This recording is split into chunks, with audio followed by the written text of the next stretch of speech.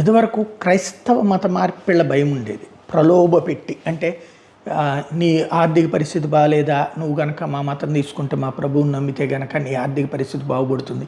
నీకు ఆరోగ్యం బాగుండట్లేదా, మా ప్రభువుని నమ్మితే గనక నీకు ఆరోగ్యం బాగుపడుతుంది. ఇట్లాగా ఉండే ఇది ఎక్కువగా నడుస్తూ ఉండేది. నమ్ముకుంటే కనుక ఇక్కడ మార్పు జరుగుతుంది. అట్లాగే ఎవరైతే కుల వివక్షకు గురయ్యేటటువంటి వాళ్ళు చూసారో, మీ దేవుళ్ళ దగ్గర మిమ్మల్ని రానివ్వట్లేదు, లేదా మీ దేవుడికి సంబంధించి నమ్ముకుని ఉన్నారు, మీరు పుట్టినరోజు జరుపుకోవాలంటే డబ్బులు పట్టాలా పంతులు గారికి, లేకపోతే పెళ్లి జరుపుకోవాలంటే బోల్డ్ అంత డబ్బులు ఖర్చు అవుతాయి, అదే మా దగ్గర అయితే కనుక సింపుల్, ఇట్లాంటివి చెప్పి మతం మార్చగలిగారు చాలా వరకు. ఇది ఒక స్టేజ్లో నడిచింది. బట్ ఇప్పుడు పెద్ద సమస్య ఎక్కడొస్తుందయ్యా అంటే, కొత్త కాన్సెప్ట్ తెర మీదకి వచ్చేసింది. ఓపెన్గా జరుగుతున్నటువంటిది ముస్లిం మత మార్పిళ్ళు అనేటటువంటిది ఒక రకమైనటువంటి లవ్ జిహాద్ మోడల్లోనా, లేకపోతే